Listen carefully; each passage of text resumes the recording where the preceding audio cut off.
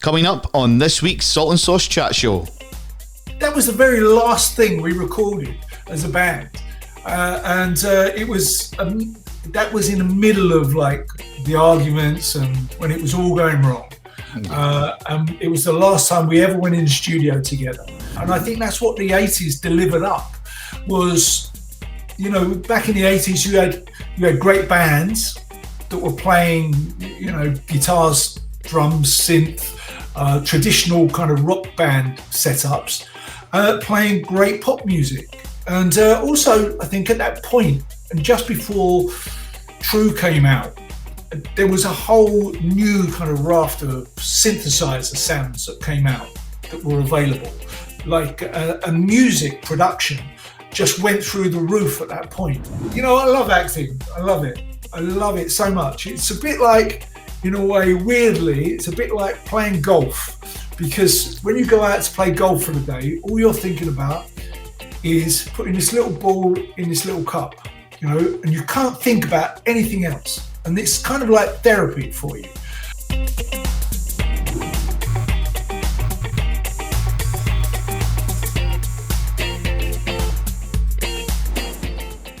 Welcome along to another episode of the Salt and Sauce Chat Show. I'm David Simmons, and on this week's guest, we've got an absolute cracking guest. We've got Mr. Martin Kemp on the show. Martin, thanks for taking the time out to come on, mate.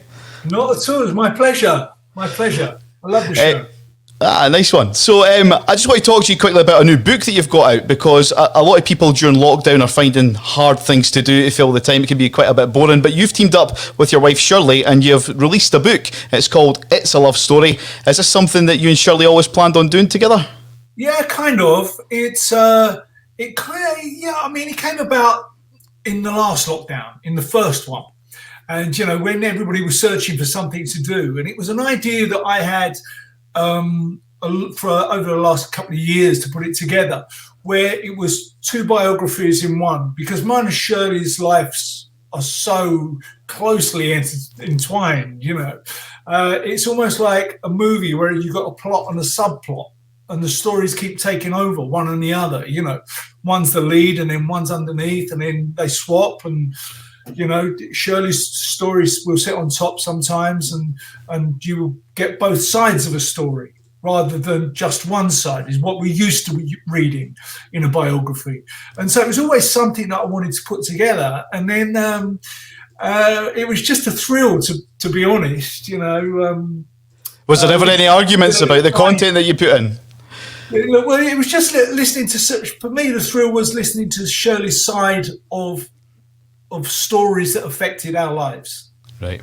So there was never any, did that happen? Did that really happen? Was there any to and fro between the two of you? Well, it's quite odd, isn't it? Because you both have different takes on the same story, you know, because that's how life is. And we've been together so long, you know, we don't talk about those things every day, you know, those memories of 35 years ago. And when we were writing the book and putting it together, it was a strange experience, because I could see Shirley come out of the office and she was crying. And then, but when I read it, it made me really emotional, because it was the first time that I'd read Shirley's side of it from her heart. Because there's a real difference in telling a story than writing it down. When you write it down, you get much more heart and soul out of something, and you put down your real feelings. Sometimes when you tell the story to each other, you kind of just skim the surface. Mm-hmm. So it was a real eye-opener for me, and it was lovely. Yeah, well, I mean, you've been married well over 30 years together, what, almost 40, into the 40s now. How did the Martin and Shirley story first begin? Oh, God, 40 years ago. I can hardly remember, you know, but it was first time I ever saw Shirley. I was at home with my parents watching Top of the Pops, and one Thursday evening, and I remember I had my back up against the sofa, the arm of the sofa, and on came a young band called Wham, and it was with Young Guns Go For It, you know, and I saw this girl on TV, blonde hair, white outfit, zip all the way out the middle of it, and I just fell in love through the television screen. It's the strangest thing. I became completely infatuated with Shirley. And then a couple of weeks later, I was out at a VIP gathering after a show that a friend of mine was doing. I tell you who it was Yakety Yak Right. with Paul McGann and McGann Brothers. And it was like the after show party, and Shirley was there. And so I went over and I gave her my number and I asked her to call me. And it took her about 3 weeks to call me. Left you hanging. But listen, thank God she did. Am I right in saying that a member of Wham, George Michael, was the sort of third leg on your first date? Is that right? Yeah, he came along. Yeah, it took me all night to get rid of him as well. But yeah, he came along. He was like the third leg. But, yeah. I mean, we'll have to talk about Spandau Ballet. You recently released an album celebrating 40 years of the band. What made you guys decide to release this? It's just a celebration, really.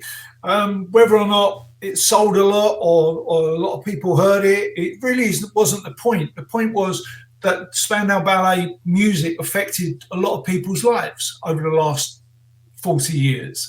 And, you know, it's a cliche, really, when you say, oh, that music became the soundtrack to our lives, you know, but it does. That's what music is.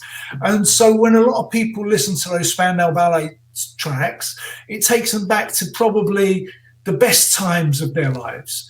And which I think is, for me, is such a disappointment of why we're still not playing together, because we can't give that to people playing live and let them see that in a show, and we can't offer that up to take people back to those memories of the best times of their life. But what we can do, and what we did, was put together a greatest hits album. You know, I mean, there's been plenty of greatest hits Spandau records in the past, don't get me wrong, but we put together something that with odd tracks on, you know, everything on that album is stuff that we had in our locker, and that probably a lot of people hadn't heard before. Yeah, am I right to say there was a version of The Boxer on there as well, the Simon and Garfunkel song? Exactly, that's what I mean. You know, that was the very last thing we recorded as a band, and it was that was in the middle of like the arguments and when it was all going wrong.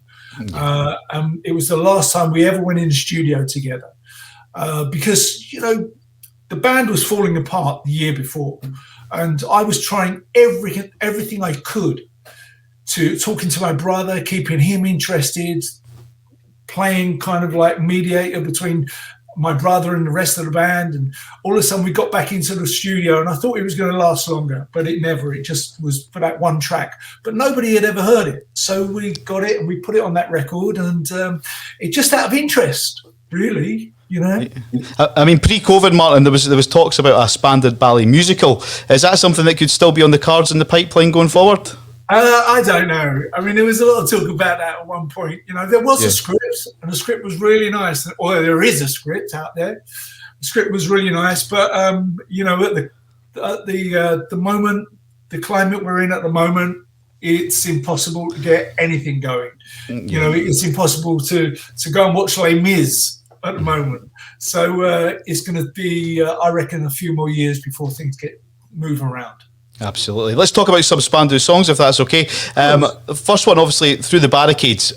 Quite a serious one. I mean, is this actually about the Catholic and Protestant divide in Ireland? Is that correct? It was, yeah. When we first wrote it, we were living in Dublin at the time, and we were during the middle of the 80s. We had 2 years where we were doing the tax year. So, but it lasted for 2 years. But, you know, you have to understand in those days when I say we were doing a tax year, tax was 60 odd % right in the pound. So there was no choice. You had to get out if you wanted to make any money. Well, you know, it's a lot better nowadays. But so we were living in Dublin, and Gary came up with the song. It was written about the Protestant Catholic divide and love across the barrier.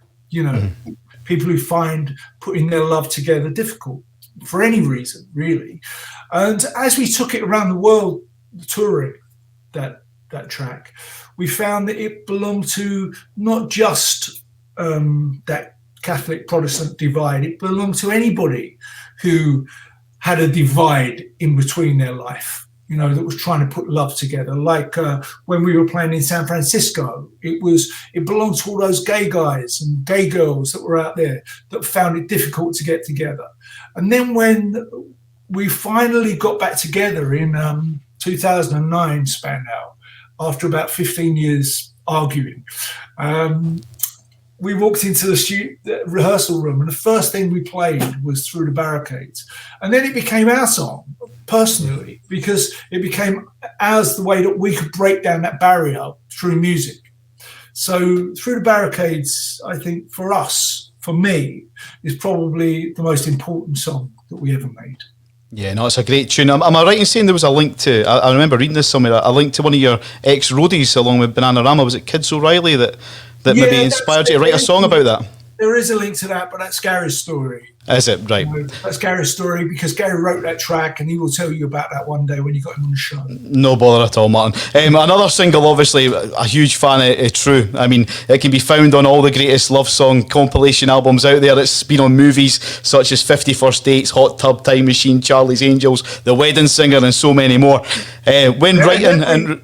And every advert you can see on television. I was just going to say that in my next line. It can be found on the McDonald's advert as we speak. More than that. Yeah. I was watching football yesterday, and I think it was on 2 different adverts 6 times. So it's a well-used track, but so it should be. It's one of Gary's greatest songs. It's just a wonderful track, and I can see why people use it for different reasons.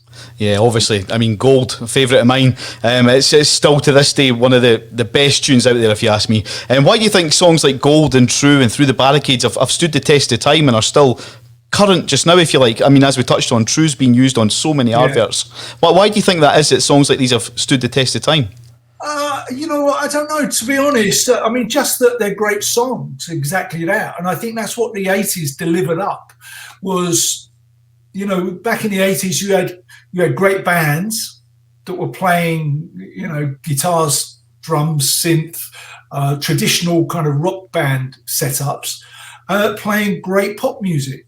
And also, I think at that point, and just before True came out, there was a whole new kind of raft of synthesizer sounds that came out that were available, like a music production just went through the roof at that point, where the difference in a song from 1983 to 1984 and 85 is humongous.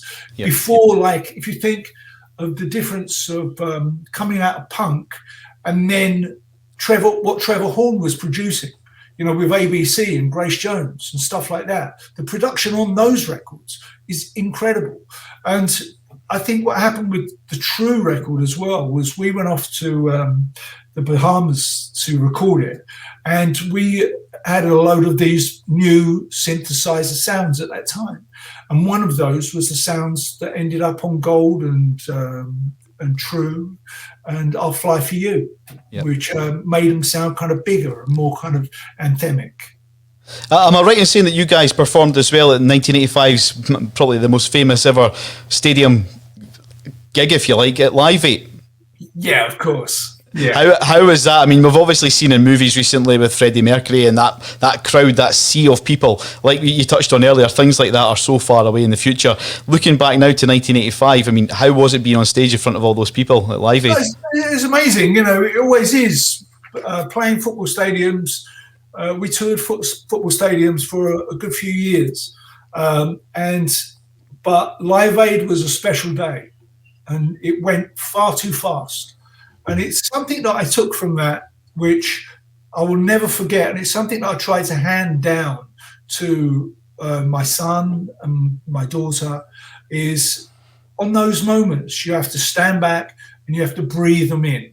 You have to breathe in those great moments in life until you can taste them, because otherwise they disappear far too quickly. And Live Aid was one of those moments that you knew how big and how historical that moment was while you were doing it. 2 billion people were watching it around the world at the same time. And where most things only become kind of important in retrospect. You know, you're only historical in retrospect. But at that moment, Live Aid we knew what was happening and we knew what we were creating. It was just a joy to be part of. And also, you know, standing to the side after we played, watching bands like Queen and everybody else that was on there, it was just incredible. It was a joy. Yeah, I mean, so I have to ask you as well, Martin, where did the name Spandau Ballet come from? It actually came from, it belonged to another band, and they worked out, they lived in Berlin, and a friend of mine, Robert Holmes, who's a radio broadcaster, he went over there when he was a kid, and he saw it scrawled on the toilet wall, Spandau Ballet, and it belonged to another band. But we didn't know that in those days. You know, nowadays, if you've got a new band and you want to, you know, you're looking for a name, the first thing you do, you go onto Facebook or something and you type in, is there a band called this? But in my day, you never had that. You know, so really what it was about was whoever took the name, whoever had the first hit record, that was yours. That became your name. Yeah. But nowadays, you know, you have to search and find it, and that's why it takes new bands forever to find new names nowadays. Final question on Spandau. I mean, is there any chance of the original five getting back together for a reunion? I'd love to say yes, I really would, but I absolutely can't see it. You know, and it breaks my heart that it's what I was saying earlier, that we can't give it to people. You know, because I would step up tomorrow and do it, because it would be able to give people the music of their lives, what they enjoyed when they were kids, and let them hear that live. But we can't do that until five of us say yes all at the same time, which I can't see happening, to be honest. Right. Well, maybe one day, Martin. Maybe one day. You're a talented man, as well as being a musician, like we say in Spandau Ballet. You're also a great actor. And the first time I think I seen you on screen was during the 1990 version of the Craze movie with your brother Gary, playing the part of the notorious gangsters Ronnie and Reggie Kray. How did that all come about? Were you approached by a company to do that movie, or did you have to go and audition for it, or how did that all spiral? I'll tell you what it was. It was the guys, the production company that were making all of those incredibly overpriced 1980s videos, music videos, for us, you know, when we were making songs like I Fly For You and Highly Strung, Only When You Leave, that were videos that cost far too much money. And that company bought the rights to the Craze, and the rights belonged to Roger Daltrey. And so they bought them off of him, and they decided to make a movie. And the first people they come to, because we knew each other, was me and Gary. They knew that me and Gary obviously grew up as young actors. You know, we were at drama school when we were 8, 9 years old. And, you know, I did all of those 1970s TV shows like Play for Today, Comedy Playhouse, all of that kind of stuff. And so acting wasn't something that was new to me. It was kind of in my blood, and it was part of me, part of my personality. So when me and Gary went on to do the Craze movie, it wasn't something that we were doing and we had never tried before. We'd grown up doing that. And it was a pleasure making that movie. Absolute pleasure. What sort of preparation did you have to do to get into the character? Did you have to, obviously you would have been aware of the Craze, but did you have to sort of really look into the background and how to portray, like, because you followed Reggie Kray, how did you get into that character? Was there a lot of preparation? We did a bit of everything, you know. We went and met everybody. We met all the old gang that have sadly passed away now. They've all gone. But when we were making that film, we hung out with Charlie Kray. We were boxing with Charlie Kray and in John H. Stracey, the middleweight champion of the world at one point. We met all the family. We got their stories and their take on them. And then we also went and met Ronnie Kray in prison in Broadmoor, which was very strange. Because, you know, I always remember going in to see Ronnie, and Ronnie was sitting there on a table dressed in his black suit and his white shirt and his little tie, you know. living it up in Broadmoor at the time. And he called me and Gary over, and it was the biggest surprise I've ever had, because no one warned me that he had a really high voice. You know, you expect Ronnie to, speak a little bit like Danny Dyer, like this, down in his boots. But he never. He was really high. He was a really high-pitched voice. And it was everything I could do to stop from laughing. Everything. But I did, and he was really fair, to be honest. He gave me and Gary everything we needed and everything we wanted, and he said, you can talk about anything, murder, anything. And it was the strangest thing that I'd ever done, because I was sitting in Broadmoor talking to Ronnie about murder and about who he'd killed and who he wanted to kill when he got out. And across the hall from me is the Yorkshire Ripper. And so I'm sitting there thinking, this is the strangest of days, because earlier on I'd just done Saturday Morning Superstore with Spandau Ballet. Right. It was from one extreme to another. But it was an experience. Surreal. Brilliant. Love that story. The role of a villain kind of follows you along as well, because you took a role in EastEnders. You went on to become the popular face on our TV screens as villain Steve Owen in EastEnders. Did you enjoy playing these sort of characters, the sort of the baddies, if you like? Yeah, it's fun. In some kind of way, the baddies are easier to play than an ordinary person. Trying to play the good guy and play yourself sometimes is more difficult, because when you play a bad guy, you get, you can do a lot of mannerisms and put, characterize it a little bit. And heighten it a little bit. But when you're playing a good guy or yourself, in some ways that's even more difficult. So I think if you ask any actor, it becomes frustrating being cast in a similar role all the time, because what you really want is different roles. But people don't see it like that. People like to pigeonhole you and say, yeah, he can do that, get him an our movie. So you end up doing the same sort of character. But, I love acting. I love it. I love it so much. It's a bit like, in a way, weirdly, it's a bit like playing golf. Because when you go out to play golf for the day, all you're thinking about is putting this little ball in this little cup, and you can't think about anything else. And it's kind of like therapy for you. And then acting's pretty much the same as that, because while you're acting, you can't think about anything else, because you become someone else. And it's nice therapy to get away from your problems. Yeah. No, that's a great way to look at it, Martin, absolutely. The character of Steve Owen, it was involved in some of the highest rated storylines on EastEnders, such as the Saskia Duncan murder, and of course, Who Shot Phil Mitchell. Now, you obviously played such a good part. You won some amount of awards, mate. You won 3 times TV Quick Awards for the Best Soap Actor in 2000, 2001, 2002, a National Television Award for Most Popular Actor in 2000, and 5 British Soap Awards for Villain of the Year in 2000, the Best Actor in 2001 and 2002, and the icing on the cake, Sexiest Male in both 2001 and 2002. That must be quite rewarding to be recognised for so many different awards for that one role.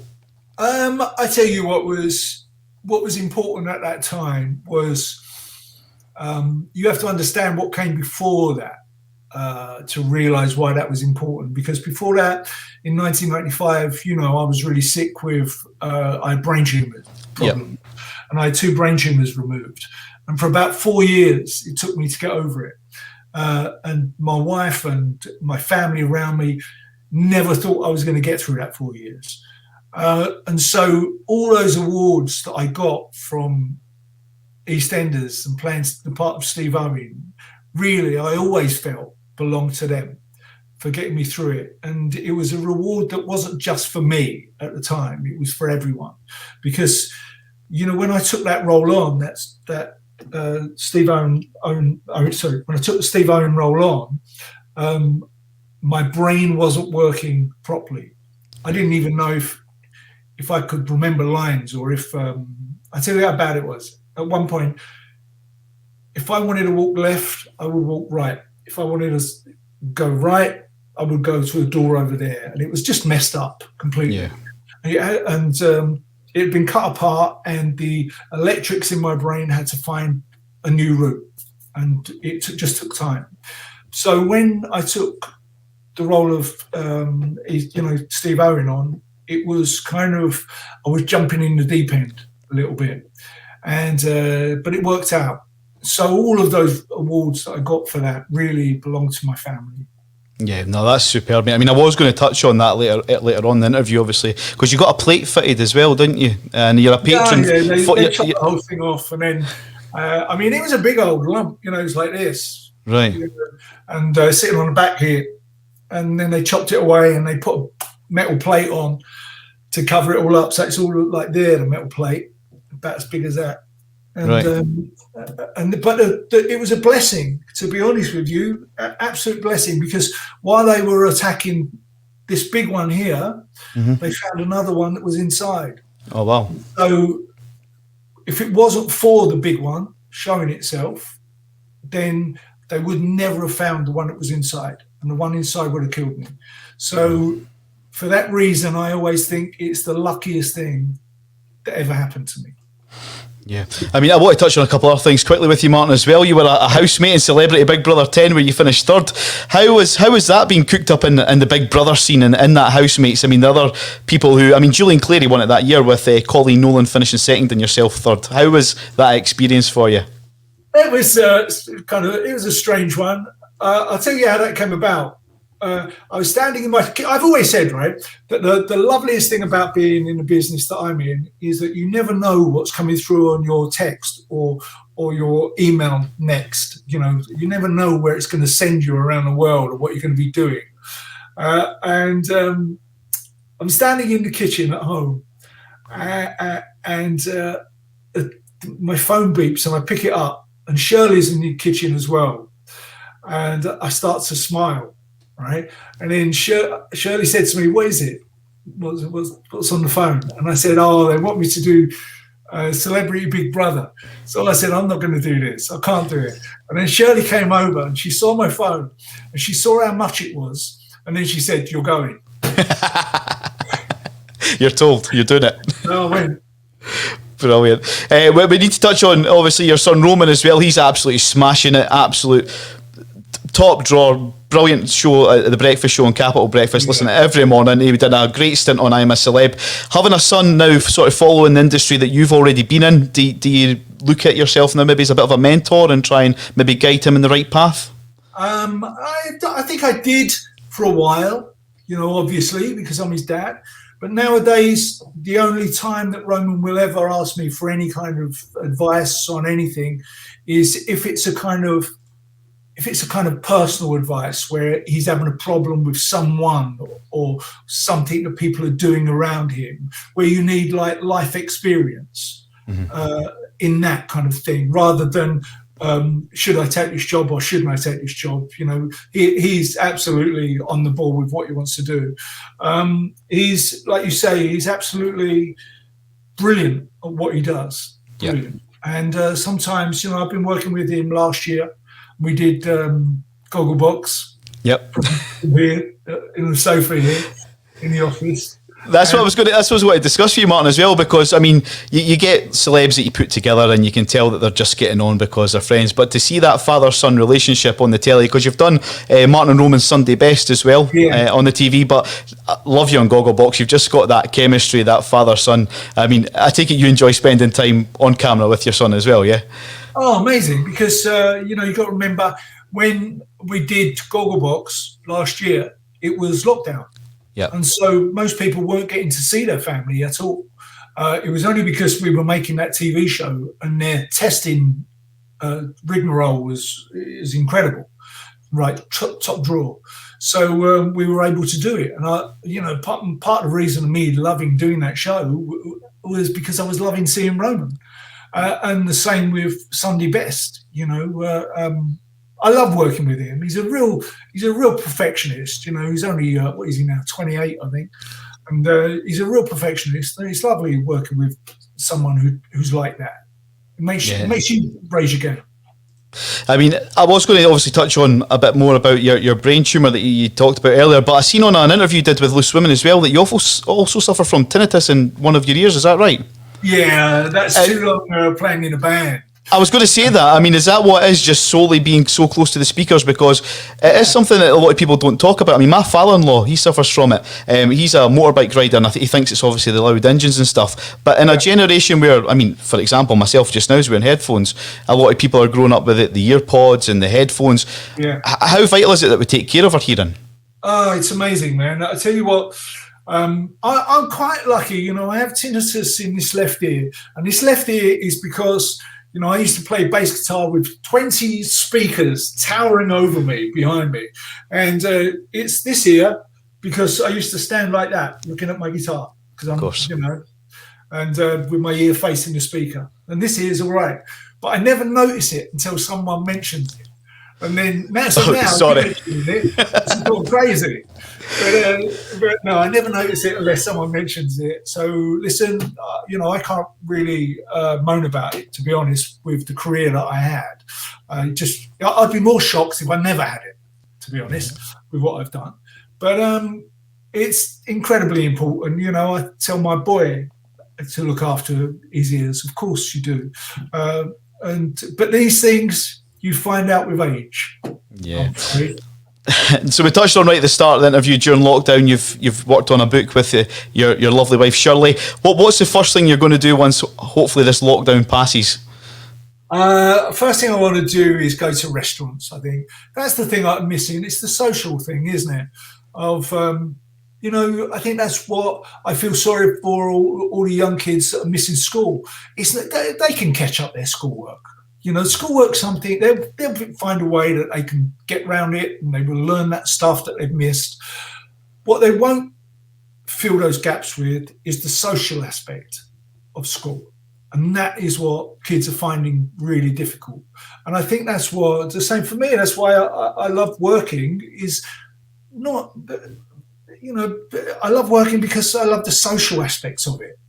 That, you know, you chat and you laugh with each other, and I love that. So I think that's the thing I miss. And so I think the thing I'm looking forward to more than ever, obviously, is seeing people and just going to restaurants and hanging out with people. Absolutely, I can agree with that, mate. I mean, your book's out. It's in all good bookstores at the moment. It's available online as well if you check it out. I've already purchased a copy from a local supermarket. It's called It's a Love Story. Go out and buy it. Ladies and gentlemen, Martin Kemp. Thanks, man.